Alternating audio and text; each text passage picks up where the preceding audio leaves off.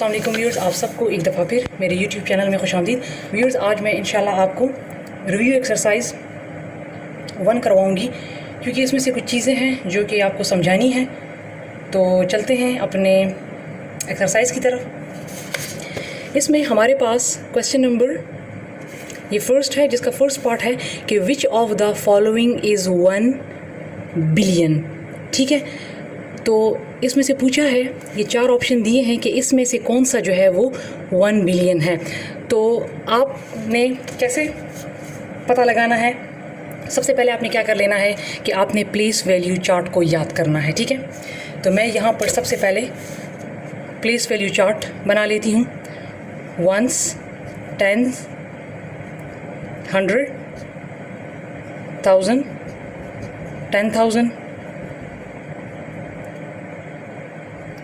100,000, फिर उसके बाद मिलियन, 10 मिलियन, 100 मिलियन, और फिर 100 मिलियन के बाद आ जाता है बिलियन, फिर है 10 बिलियन और फिर है 100 बिलियन। ठीक है, अब इन्होंने यहाँ पर कहा है कि आपने बताना है कि इसमें से कौन सा 1 बिलियन है। मींस हमें सर नहीं पता लग सकता कि इसमें कितने ज़ीरोज़ आते हैं। तो लिहाजा इस चीज़ को समझने के लिए आपने सबसे पहले क्या कर लेना है, आपने प्लेस वैल्यू चार्ट बना लेना है। इन्होंने कहा है कि 1 बिलियन, यहाँ पर लिखा है बिलियन। ठीक है, तो हम इस बिलियन के नीचे क्या लिख लेंगे? इन्होंने हमें कहा है कि 1 बिलियन, 1 हम लिख लेंगे। ठीक है, और बाकी जितने रह गए उसके नीचे आप ज़ीरो लगा लें तो आपको पता लग जाएगा कि 1 बिलियन में कितने ज़ीरोज़ होते हैं। लिहाजा वही ऑप्शन, जो ऑप्शन मेंशन होगा वो ठीक रहेगा। ठीक है, ये 1, ये 2, ये 3, ये 4, ये 5, ये 6, ये 7, ये 8 और ये 9।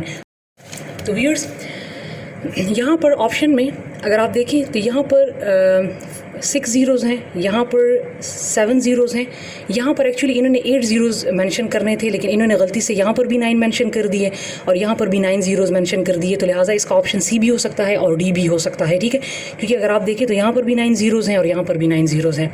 ठीक है, तो आंसर में इसका करेक्ट जो दिया है वो डी दिया है, क्योंकि यहाँ पर इन्होंने इनसे मेरे ख्याल में यहाँ पर इन्होंने 8 ज़ीरोज़ मेंशन करने थे, लेकिन गलती से 9 ज़ीरोज़ मेंशन हो गए हैं। तो लिहाजा ऑप्शन ये भी हो सकता है और ये भी ठीक हो सकता है। ठीक है, तो जो 9 ज़ीरोज़ वाला होगा वो आंसर जो है वो करेक्ट होगा।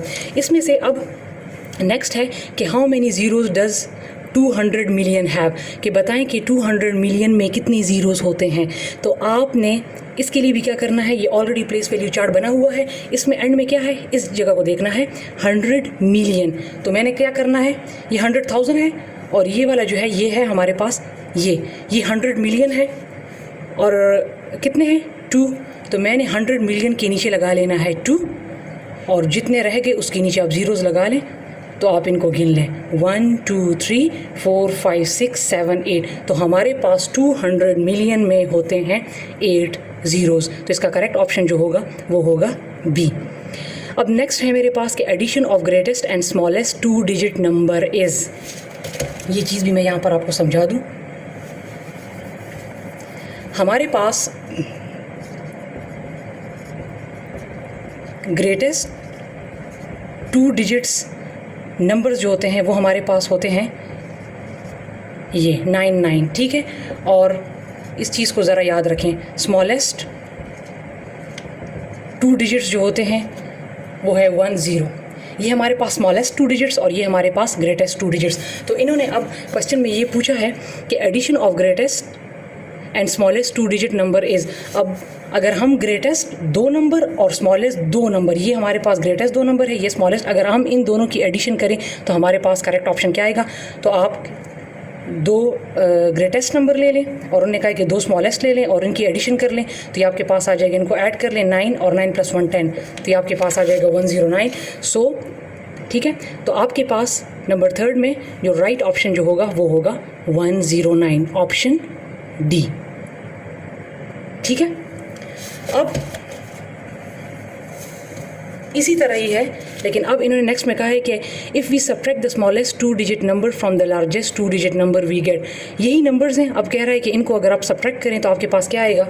तो मैं इन्हीं में से इन्हीं 2 ग्रेटेस्ट डिजिट से 2 स्मॉलेस्ट को माइनस करूँगी तो मेरे पास आ जाएगा 9 में से 0 गया 9 और 9 में से 1 गया तो 8। तो इसका आंसर मेरे पास आ जाएगा बी। ठीक है, अब यहाँ पर नेक्स्ट है कि 7 to 8 मल्टीप्लाई बाय 100। जब आप 7 to 8 को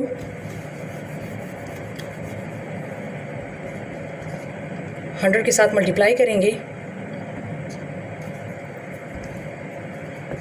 तो आपके पास क्या ऑप्शन आएगा। तो मैंने आपसे कहा था कि जब भी ये सिंपल 10 सिंपल 100,000 के साथ मल्टीप्लाई होगा तो वही आपने ये एज इट इज़ लिख लेना है। इसमें 2 ज़ीरो हैं तो ये 2 ज़ीरो लगा लें। अगर 10 होता तो फिर 1 ज़ीरो लगाते।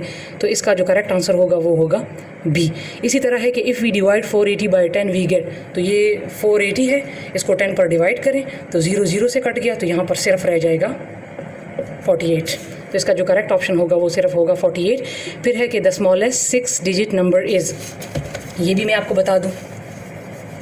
हमारे पास